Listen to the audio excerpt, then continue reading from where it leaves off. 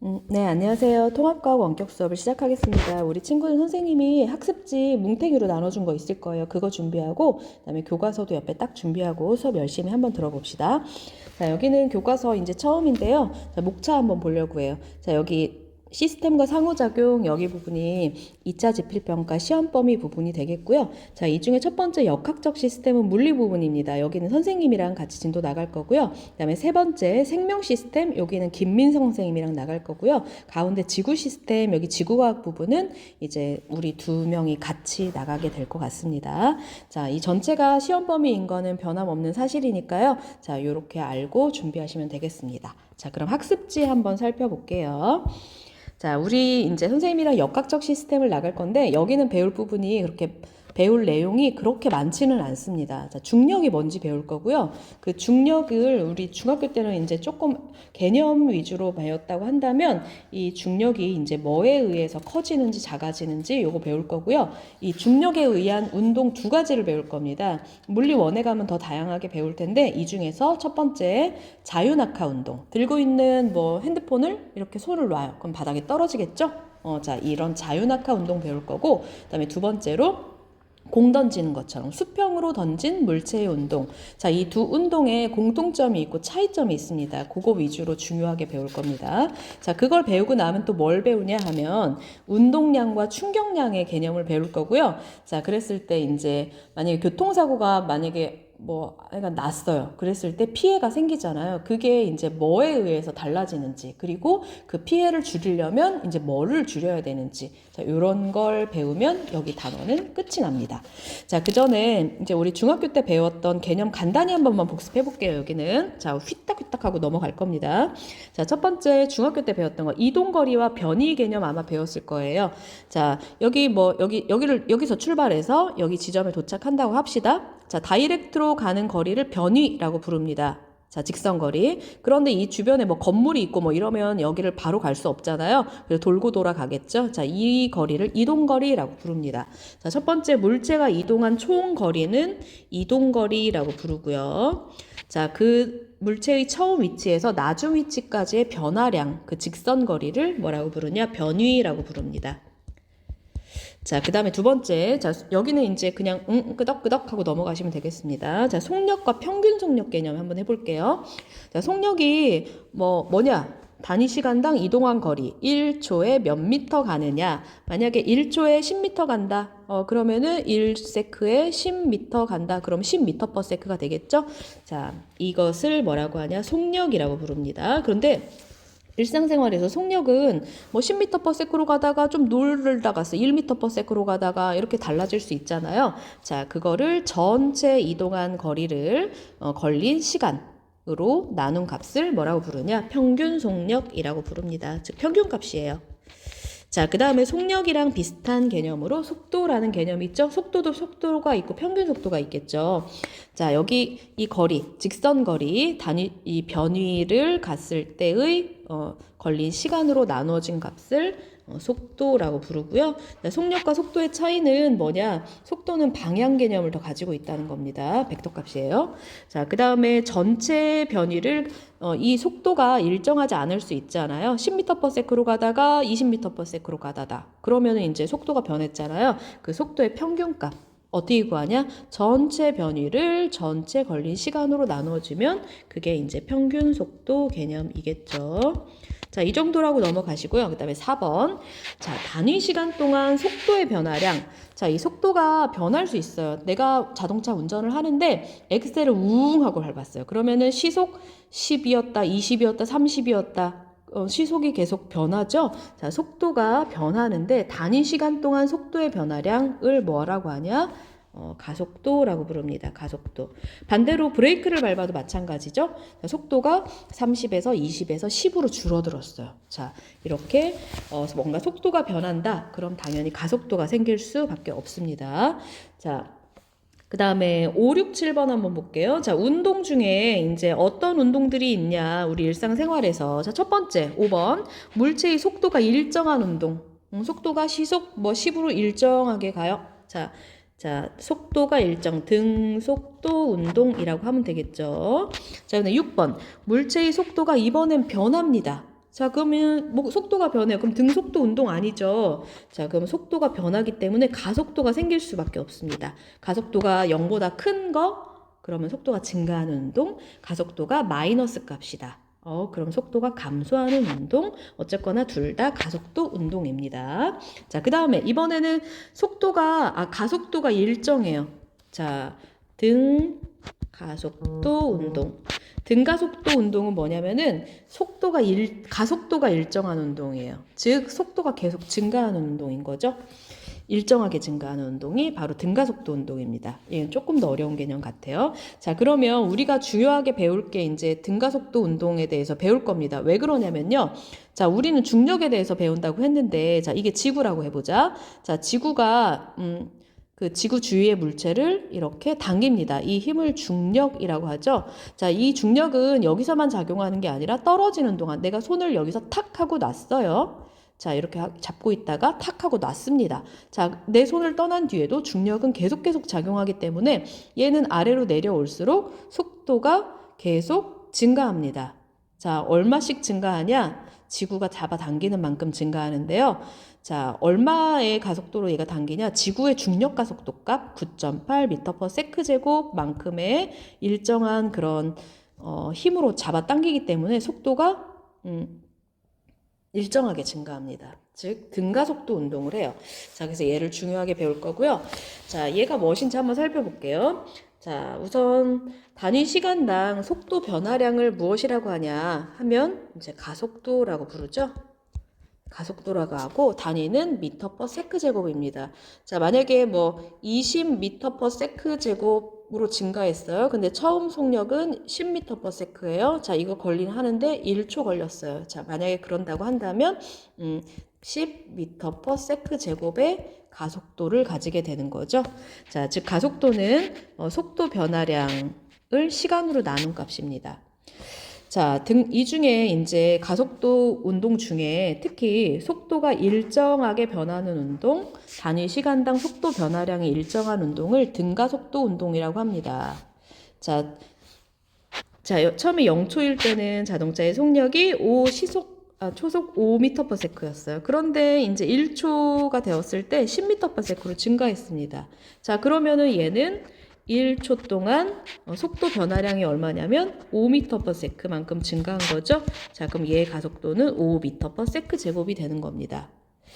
자, 그 다음에 얘 두 번째 그림 같은 경우도 한번 보세요. 얘도 2초일 때 속력이 이거였는데 3초일 때 속력이 이거였습니다. 자, 그러면 얘도 걸린 시간은 1초고요. 자, 1초 동안 속력이 얼마만큼 증가했냐면 5m/s만큼 증가했습니다. 그러면 얘도 가속도가 5m/s 제곱입니다. 자, 그러면 여기 첫 번째 그림이랑 두 번째 그림 이렇게 비교해 보면 처음에는 속력이 여기 가속도가 이거였는데 여기서도 가속도가 이건 거죠. 자, 이런 운동 5에서 10m/s, 15m/s, 20m/s 일정하게 속도가 증가하고 있죠. 자, 이러한 운동을 등가속도 운동이라고 부릅니다.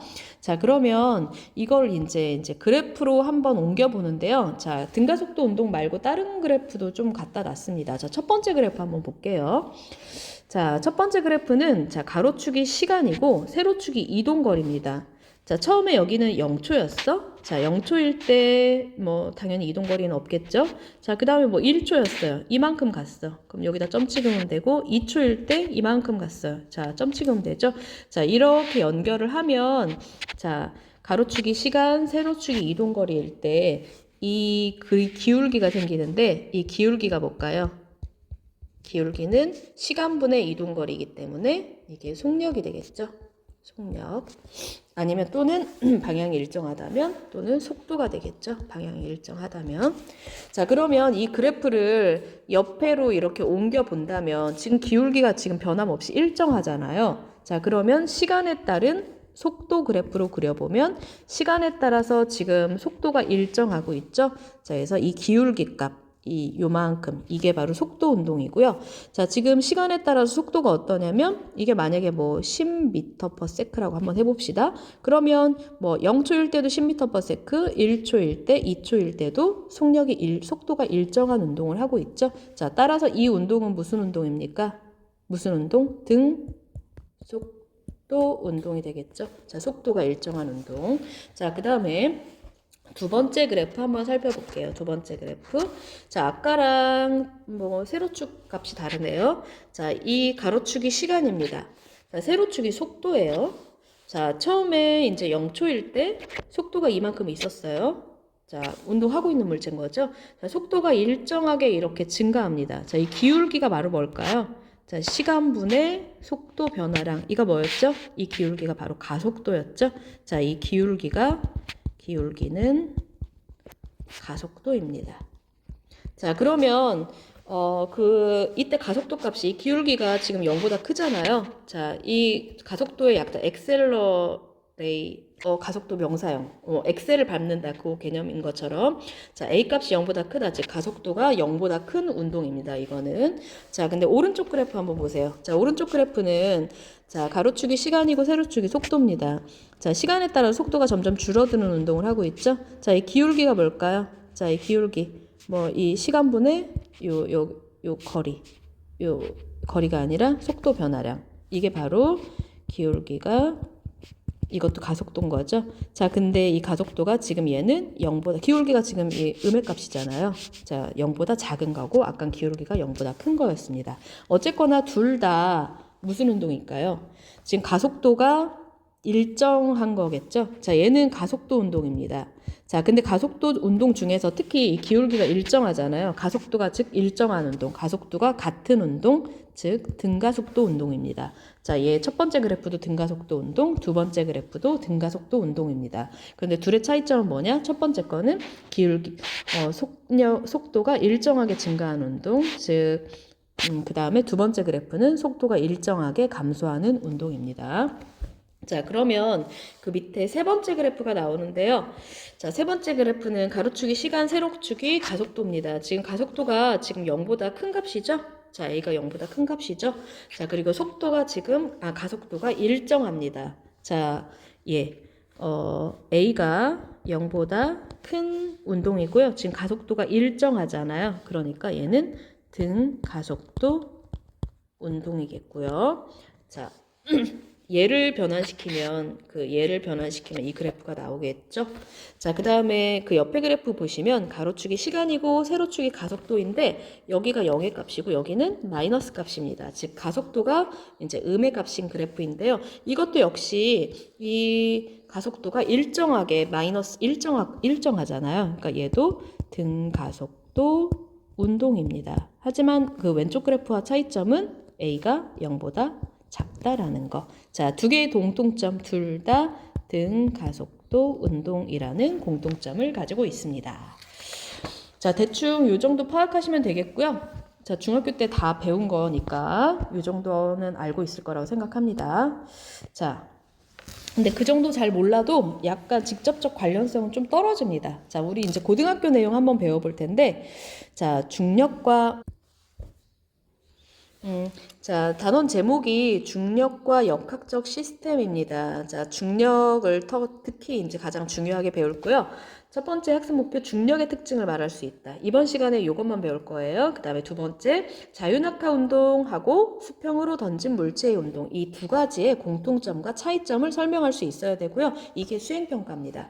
그 다음에 세 번째 지구의 역학적 시스템에서 중력의 역할을 설명할 수 있다. 이건 뭐 그냥 내용적인 측면이니까 쉬울 거고요. 자, 2번 얘가 완전 제일 중요한 부분이겠죠. 자, 오늘은 이제 중력의 개념 한번 알아볼게요. 자, 사과를 가만히 놓으면 여기가 이제 지구 중심이라고 한번 해볼게요. 자, 지구 중심을 향해서 떨어집니다. 자, 사과를 약간 수평 방향으로 힘을 줘서 수평 방향으로 던져도 이렇게 뭐 지구로 떨어져요. 근데 아까랑 운동은 좀 다르죠. 자, 그 까닭은 지구에 한결같이 뭐가 작용하기 때문입니까? 지구가 아니라 사과에 한결같이 중력이 작용하기 때문이겠죠. 자, 이 중력 등 힘이 작용하는 시스템, 즉 역학적 시스템에 대해서 공부해 봅시다. 자, 그럼 역학적 시스템이 무엇이냐? 자, 개념. 뭐가 작용하고? 힘력자죠? 자, 힘력자. 자, 힘이 작용하고 그 힘에 따라 물체의 뭐가 변하냐면, 자, 내가 뭔가 캔을 들고 있다. 마그작 하고 찌그러뜨렸어요. 그건 내가 힘을 작용했기 때문이겠죠. 자, 어떤 모양이 변할 수도 있고요. 자, 그 캔을 만약에 던졌어요. 휴지통에. 자, 그러면 걔가 운동을 하겠죠. 자, 정지하고 있던 캔이 운동합니다. 아니면 뭐 운동하고 있는데 걔를 더 빠르게 할 수도 있어요. 즉, 운동 상태나 모양의 변하는 체계, 힘에 따라서. 자, 그 체계를 역학적 시스템이라고 부르고요. 우리는 역학적 시스템 안에서 살고 있는 겁니다. 자, 어떤 물체에 힘이 작용하면 그 힘을 받는 물체 역시나 아마 많이 배웠을 거예요. 작용 반작용이라고 해서 내가 칠판을 이렇게 팍 밀어요. 그러면 칠판도 역시 나를 같은 크기의 힘, 방향은 반대 방향으로 힘을 작용합니다. 자, 같은 크기의 힘을 반대 방향으로 작용을 합니다. 자, 그런데 이제 그 물체의 질량에 따라서 아니면 뭐에 따라서 움직일 수도 있고 운동 상태가 변하지 않을 수도 있고 다른 에너지로 전환될 수도 있죠. 자, 이처럼 힘은 항상 두 물체 사이에서 상호작용을 합니다. 일방적으로 작용하진 않아요. 자, 그럼 우리가 중학교 때 배웠던 대표적인 힘 되게 많이 아마 몇 학년? 중1 때 배웠나? 많이 배웠을 텐데요. 그 중에 첫 번째, 질량이 있는 모든 물체 사이에서 작용하는 힘을 무엇이라 하냐? 중력이라고 합니다. 자, 우리도 질량이 있어요. 우리 몸도 중력 작용합니다. 중력이 있어요. 여러분과 나 사이에도 중력이 작용하는 겁니다. 왠지 끌리죠?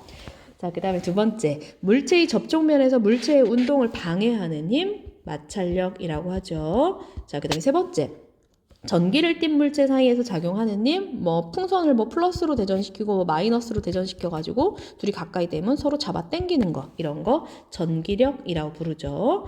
자, 그다음에 네 번째, 자, 뭔가 변형된 물체가 원래 모양으로 되돌아가려는 힘. 내가 뭐 골프공을 이렇게 확 쳤어요. 그러면 이게 찌그러졌다 펴지거든요. 자, 이런 힘, 탄성력이라고 부릅니다. 자, 이 중에서 우리는 뭘 배울 거냐? 이 중력만 자세히 배울 거예요. 여기 단원에서는. 자, 세 번째, 여러 종류의 힘 중에서 특히 이 힘은 질량이 있는 모든 물체 사이에서 항상 작용하는 힘이에요. 자, 이 힘 아까 이제 중력이라고 한다고 했죠. 자, 역학적 시스템에서 매우 중요한 역할을 하고 있기 때문에 여기를 자세하게 배워보도록 하겠습니다. 자, 그럼 중력의 개념이 무엇이냐 하면 보통 중력이라고 하면 우리는 뭐라고 생각하냐면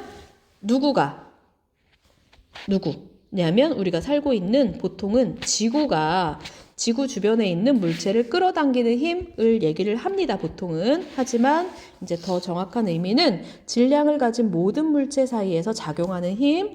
자, 내가 이렇게 있고 뭐 여기에 만약에 뭐 다른 사람이 있어요. 자, 여기서 뭐 이렇게 힘이 실제로 작용합니다. 근데 이제 우리는 질량이 얼마 나가지 않기 때문에 뭐 이렇게 지구처럼 딸려오거나 뭐 그렇게는 하진 않죠. 하지만 이렇게 작용하는 힘, A와 B 두 물체 사이에 작용하는 힘을 중력이라고 부릅니다. 자, 그러면 여기 지금 밑에 그림이 있는데요. A라는 물체랑 B라는 물체가 있어요. 이게 사람일 수도 있고 물건끼리일 수도 있고 하나는 지구이고 하나는 사과일 수도 있습니다. 자, 어쨌거나 두 질량이 있는 두 물체 A와 B의 작용하는 그 중력은요, 서로 크기가 어떠냐면요, 같습니다. 서로 크기가 같고 방향이 서로 반대 방향입니다. 선생님 이상한데요? 자, 지구가 이렇게 있으면 뭐 이렇게 사과가 이렇게 떨어지지 지구가 사과 쪽으로 떨어지지는 않잖아요. 그럼 힘이 작용 안 하는 거 아니에요? 자, 이때 힘은 작용합니다.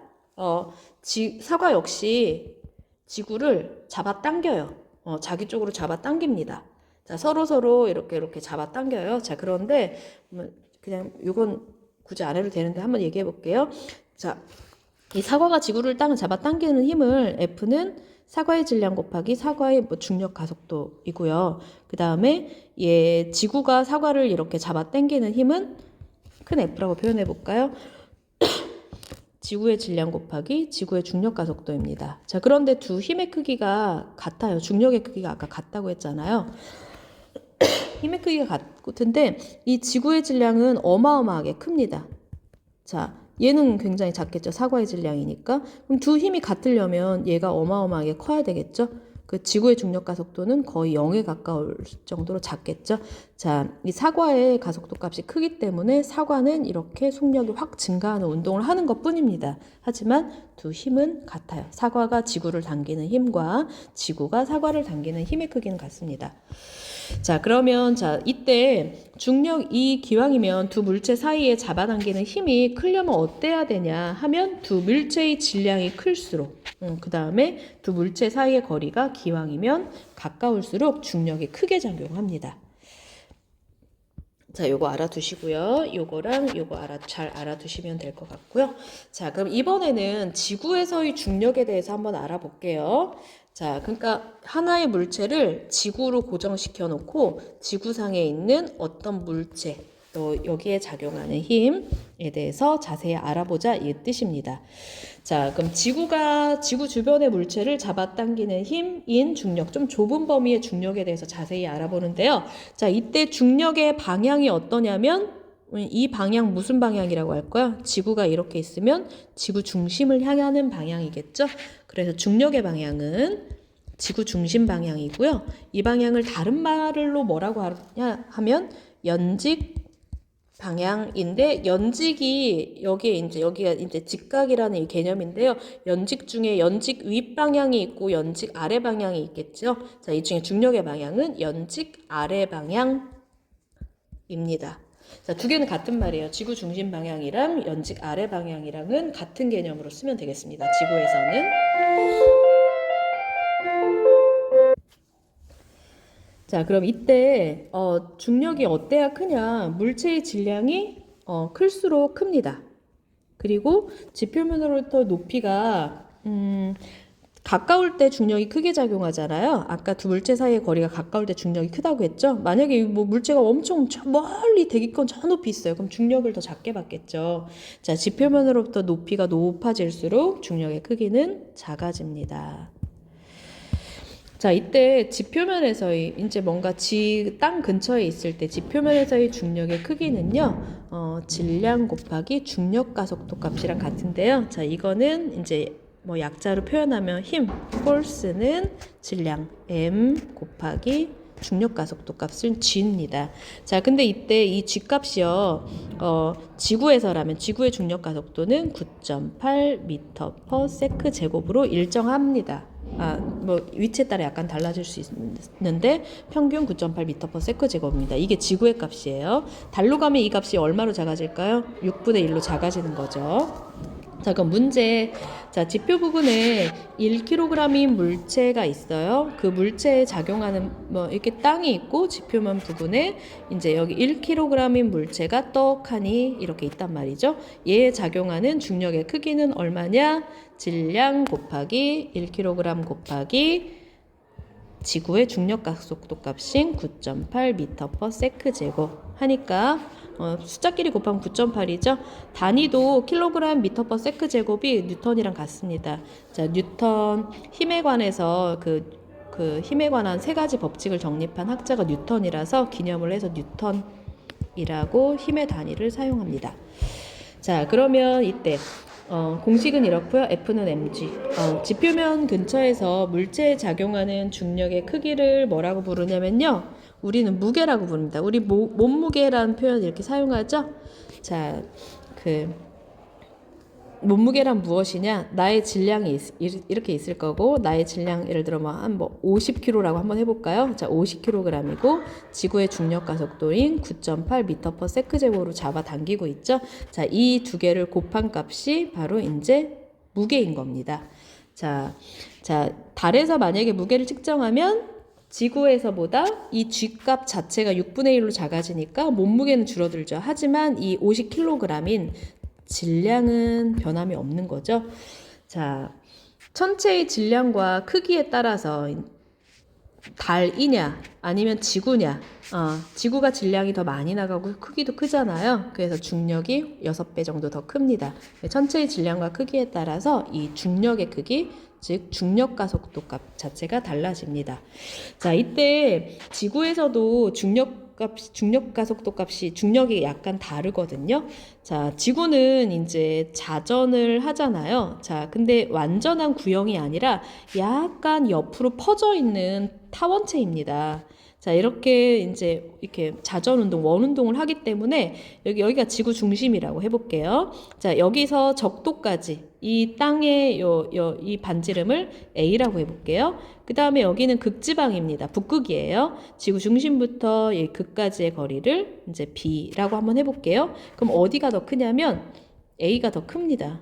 B보다. A가 더 멀어요. 그러니까 지구를 약간 옆으로 퍼져 있는, 약간 뚱뚱한 옆으로 퍼져 있는 그런 타원체라고 생각하면 될 텐데, 그러면 여기 적도랑 극지방이랑 어디가 더 중력이 크겠어요? 극지방이 크겠죠. 더 가깝잖아요. 예, 거리가 가깝잖아요. 그러니까 중력은 지구의 극에서 적도 쪽으로 갈수록 중력의 크기는 작아지겠죠. 지구 중심에서 멀어지니까. 자, 그 다음에 여기 뭐 산이 이렇게 있다고 합시다. 산 높이 이렇게 올라갔어요. 자, 지표면에서 높은 곳으로 올라갈수록 지구 중심에서 멀어지잖아요. 또한 중력의 크기가 작아지겠죠. 자, 그럼 이런 중력에 의해서 일어나는 현상이 있을 텐데 어떤 현상이 일어나는지 한번 볼까요?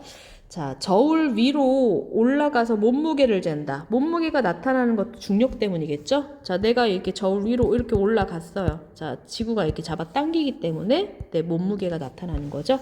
자, 나뭇잎이나 열매가 바닥으로 떨어지는 거다. 중력 때문에. 강물과 폭포수가 항상 낮은 쪽으로 이렇게 흘러내린다. 중력 때문에.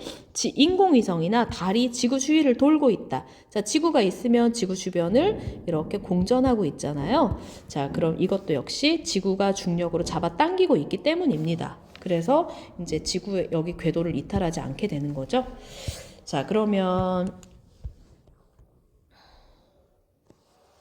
자, 여기를 넘겨보시면 자, 중력과 자연 현상이 나타나는데요.